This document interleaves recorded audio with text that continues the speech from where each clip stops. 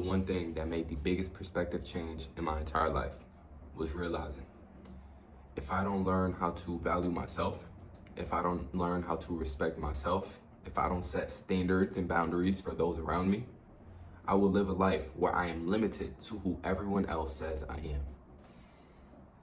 As a barber, there were multiple times in my life where I've been challenged by this, and it continues to show up at every level that I reach. But one of the first times that I realized as I'm growing in this journey that this is something that I will have to overcome was when I moved to Florida and I became a barber in a barbershop. I already had low self-worth because of the skill that I had in cutting hair. I came from a space where I was a big fish in a little pond. I felt big. I felt like a lot of people knew me already in my hometown. And then I moved somewhere where I was a nobody. I had to build everything from scratch. All the clientele that I had, all my friends from high school that I had, it didn't exist anymore. When I got into the shop, I looked around and I saw all these men who were better than me at the skill that I've given my life for up until that point. Years of hard work and dedication. I look around and everyone in there is better than me. So I had a very low self-esteem. Once I started creating content, I was on this journey of trying to level up. One of the things that I came across was the fact that even though I know all this information now, it was no longer the information that was holding me back. It was the implementation. And there was a couple things that came up when I would try and implement the information that I learned. And number one, that low self-worth started to creep in every single aspect of my life. But the one where it was the most noticeable was my business. My prices were very low, lower than everyone's in the shop because I didn't see myself as worth more. My skill, I always looked at everyone else's work as if it was way better than mine. And then I didn't truly believe that I will ever get to the point where I could catch up to these guys because I felt like they had an advantage on me because they've been cutting for so long. But the one that really stuck out to me the most, that truly let me realize that I have to grow in this aspect, was when I did my first big price raise, when I went from $30 to $45. The owner of the barbershop told me that the way that I raise my prices is very dangerous for my business. He said that if I don't elevate my skill set, I will lose all of my clientele. And to me, I heard what he said, and for a second, I almost dove too deep into that. For a second, I almost took what he said, and I almost let that affect the direction that I was gonna go. And I know there's a lot of people out there where people are looking at you and they're looking at your ambition and they're looking at your high hopes for the things that you're looking to accomplish, and they're saying, you gotta be realistic. And one thing that I know for sure was keeping a lot of these people in the same position was them being realistic, and that's not a trait that I wanted to have. And he told me every time I had a price raise that I had to get my work better. People you can't raise your price like that in this city. Nobody here has charged that much. It's not gonna work. Nobody's gonna pay that price out here. And time after time after time again, I had no choice but to prove them wrong. But this is just one example of the limiting beliefs that I had to overcome as I became a man. Because if you always listen to what people say about you or who people say you are, and you start to believe that, then that's exactly who you will be, right? This video is for those of you who know you have so much more inside of you, but every time that you try and speak on who you're looking to become, the version of yourself that you see in the future, every time you speak on it, people are doubting you. No one believes you. You can see the look on their face and be like, oh wow, this person's really sleeping on me. They don't think that I can do it. Yeah, I feel you, bro. And it hurts the most when it's the ones that you love. Your parents, your siblings, your closest friends. I've seen it all, bro. And I know exactly what it's like. And this video specifically is gonna show you how to get over that, why it's happening, and then the outcome that you will get once you get over these things. The lack of saying no to people. Constantly, people would invite me to do things, and I never had the strength, I never had the power to say no. People would invite me to go to the club, couldn't say no. People would invite me to smoke late night, I couldn't say no. People would invite me to drink, chill, party. I had a hard time saying no. Once the thought came in my head of, man, let's go do this, I had a hard time telling myself no, being disciplined enough to say no. And that right there is the difference between a boy and a man. A boy can't stop saying yes to everyone, but a man is very decisive with his yeses. If you say yes to everything, you're saying no to the things that truly matter. You're saying no to the things that truly matter. I'll dive a little deeper because I know there's those of you out there that feel exactly where I'm coming from. I used to feel very guilty for not giving my family time, for not spending time with my brothers, telling them no. For my friends and other people, it was like, cool, whatever, isolation. I understand that. I've done it before. But the struggles that I really had was saying no to the people that were closest to me, because deep down, I'm doing this for all of us. The whole reason I'm putting in this work is because I want to give all of us a better life. And I'm sure there's a lot of you out there that can relate to that. I want a better life for everyone that's around me. I don't just want to lead myself to victory. I love spending time with these people. I love being around these people. But for all of us, there's a point in our life where if we truly love these people, then the best thing that we can do is divide ourselves from them. We have to disappear for a little while. If you truly love people, then you will show up as the best version of yourself. And until you are the best version of yourself, you are not doing anything to help them. You're just enabling who they are and allowing them to stay comfortable in who they are. But when you do the uncomfortable, when you do the self-work, you make it a possibility to impact them more than they ever could have. And we have to truly think, why are we here? Why did God set this person before me? It's not so that they could influence you, it's so that you can influence them. Our job is to become the best version of ourselves. That way everyone around us gets to see exactly what it looks like. And those that God has for you are able to be saved through your work. I used to feel guilty for not giving my brothers time. And I used to feel selfish for not giving them my time. But what I realized was, if I don't become the best version of myself and I just continue to give them this version of me, both of us lose. Both of us lose. I started to realize that if I don't become selfish in this season of my life, I will struggle forever. I will never become the person that I aspire to be. I had to learn how to say no. Saying no to the smoking, saying no to the late nights, as fun as they may be, it took sacrifice. But the sacrifice is always worth it. Because in the latter end, in the back end, what nobody sees, what's not right in front of the face, is the fact that when I come out of this season, I will make all of us better. I will lead by example. I will make the sacrifices necessary so that when I come back, you could see a change in me, a change that inspires you. And deep down, what more do we want than to impact the people that we love, to make a difference? The future version of myself was no longer in the future.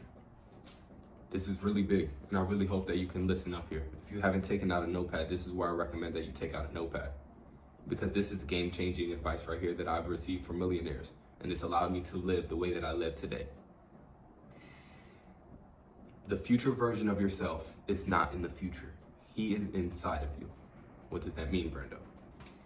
What that means is that if you just align yourself with what that version does on a daily basis, you can become this person today. Success can take place in an instant. Change can take place in an instant. That dream version of yourself that you're looking for does not come by the results that you see on social media. It doesn't come from the nice cars. It doesn't come from the big houses. It doesn't come from the money and the jets and the helicopters. It comes from who you are on the inside and what you do on a daily basis. The dream version of yourself that is the one that even in the Acura, even in the Honda, even in the Toyota, is waking up at 4 a.m, spending time with God, journaling, going to the gym, putting a relentless 8 to 10 hours in his work, going to sleep at a reasonable time, eating the healthy foods to show that he could take care of his body and show that he's disciplined, saying no to things that aren't benefiting the best version of himself, his future self. Your dream version of yourself is the man that you aspire to be on a daily basis. Because I constantly thought that the dream version of myself was in the future, it enabled me to procrastinate. My procrastination didn't come from me being lazy. I knew I wasn't lazy because when I wanted something, I put my all into it. So I knew I wasn't lazy. But constantly telling myself that the future version of myself, my dream version of myself is in the future, is what told me that it's okay for me to slack off because one day I'll become this person. How does this show up in your life?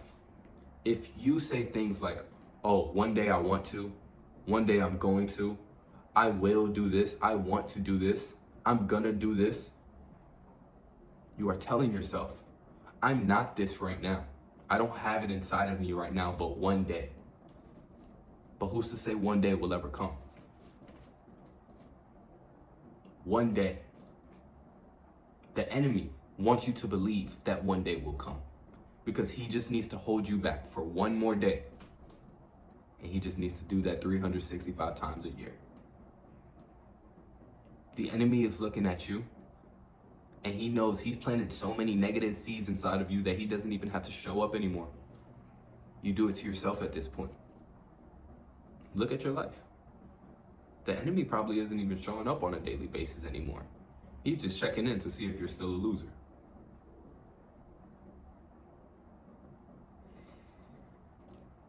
I was stuck there too, bro. I was a procrastinator.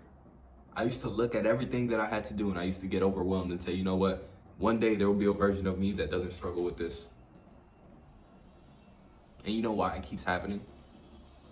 Over and over and over again. You told yourself you were going to lock in at the beginning of this year.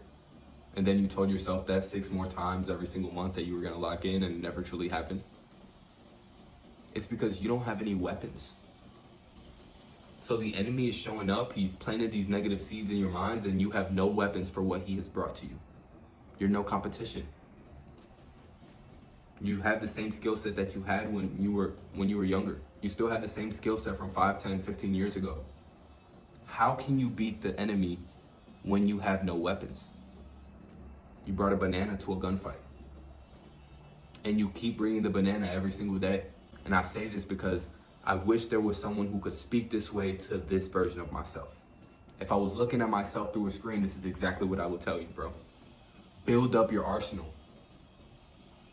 Figure out the weapons that the enemy is using against you and figure out a way that you can beat what he's using against you. Brando, how do I do that? Great question. How do I beat the enemy? This is a question that we all have to ask ourselves because until we start forming weapons to beat the enemy, he will continue to beat us in a corner. We will continue to get beat every single day. We will feel like life is coming at us. Like we're as soon as we catch up, we just get beat again. If you don't stand up for yourself, if you don't prepare yourself, you will continue to get beat. You need weapons. You need to get out of this hole that you're in and start forming weapons to beat the enemy. How to get over it. How to get out of that corner where the enemy keeps pushing you into. How to finally get above water. How to become a man. Little boys don't fight back.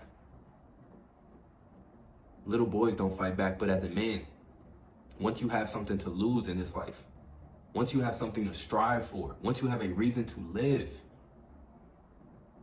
that's when you know you have to become a man because you have to fight back. And if you don't fight back, you will never make it to become a man. And I'm looking at you and I'm dead serious right now because if you've gotten to this point in this video, I know you're not playing around about life. I know you're trying to take life serious. But don't let this be a motivational video because I promise you I'm far from a motivator. I'm telling you real life stuff. If you want to win, if you want to be better, form weapons. And the way that you do that is gonna sound like the complete opposite of what you're thinking about. And it shocked me too, because I used to look at this as, this is what girls do.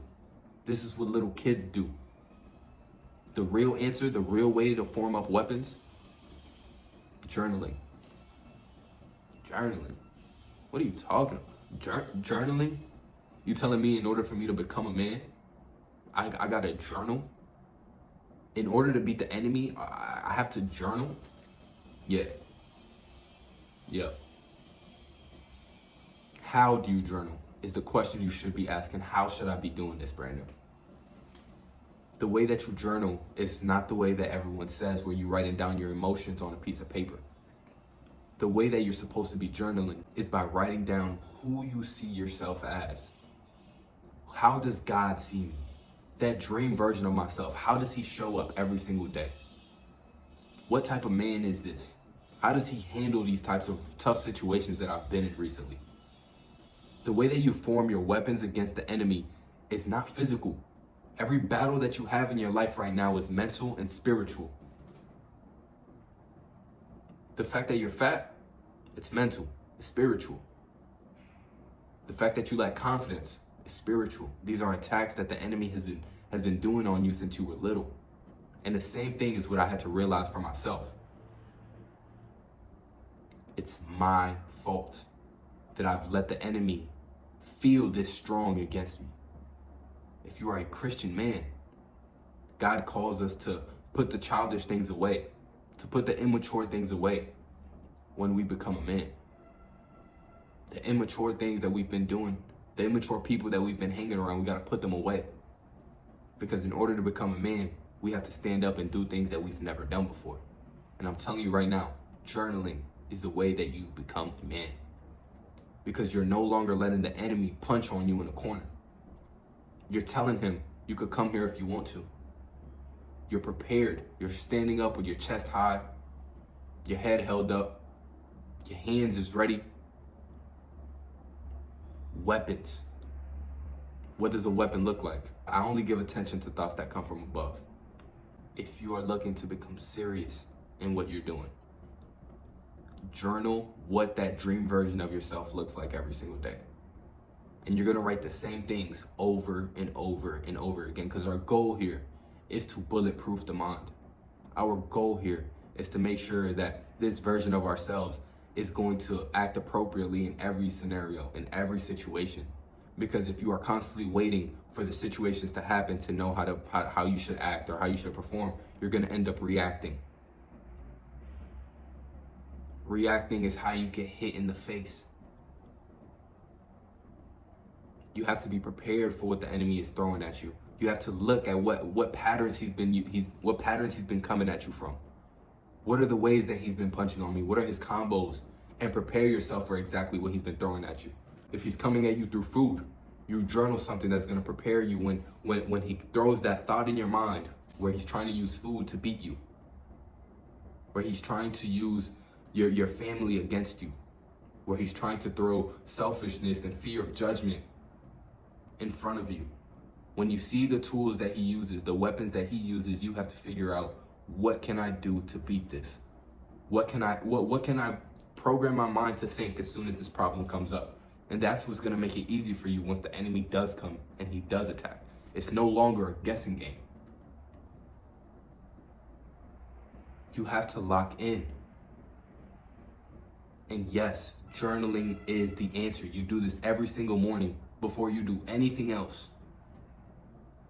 You tell your mind who we are, not who I'm gonna be, not who I will be, not who I can be. This is who I am. This is what I do. And when you tell yourself these things, you mean it. And you write it every single day, and you remind yourself every morning before the enemy has any opportunity to come at you. You say, this is who I am. This is what I do. This is whose I am. All glory to God. It wasn't until I started forming weapons that the enemy started to realize that he had no hope. There wasn't not one area in my life where he could seep in and I didn't notice him. The enemy only comes to kill, steal, and destroy. But when all your windows boarded up, you got weapons waiting for him as soon as he steps foot around your house. When you're aware, knowing that he's coming, there's no surprises anymore. Every attack that he tries to throw, you're ready. This is what it means to become a man. You no longer got your back against the wall. Now you standing up for yourself and you fighting back.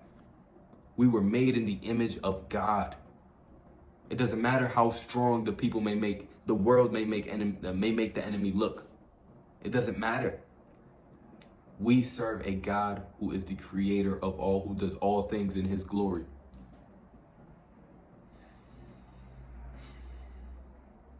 Once you learn the game that the enemy is playing and you form weapons that can beat him, life doesn't become a game of chasing anymore. It becomes a game of attraction. Because now that you don't have to deal with the enemy throwing obstacles at you or surprising you with surprise attacks, now you're able to walk through life, and the things that you're looking for, you realize that you no longer have to go out and chase them over these obstacles and over all of these problems. You subconsciously become the man that attracts these things to him. You attract the people to you. You attract the money. You attract the wife. Because now God is looking at you and says, I'm able to use you. But so many people never end up getting to that point. They never get to the point where God could proudly use them in every scenario, where they're truly a warrior. Because they have no weapons.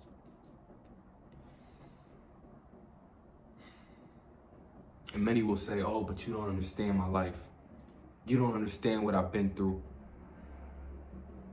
It's easier to change yourself than it is to change everyone else around you. You can blame everyone. You could point outside of you as much as you'd like, but all of the problems that you have in your life are internal.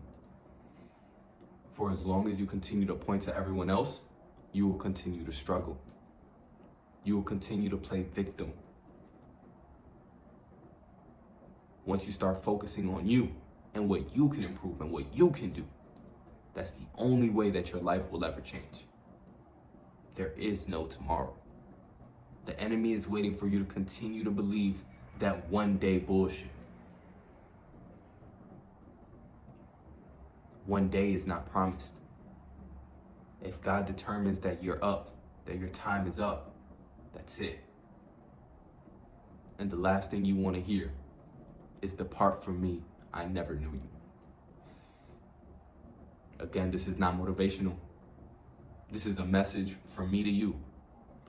One day is not promised. Christ is coming soon, and he expects for you to be on your A game because he needs warriors. Form up your weapons. Start journaling the things that the dream version of yourself does, and start today. As soon as you see this video, do what it takes to become great. Build up a routine. Manage your time the way that you're supposed to complete and accomplish the things that you said you would do. That's what a man does. And this is the hardest lesson I had to learn as a man. God bless you, and I pray that this helped you. Like, comment, and subscribe. All glory to God.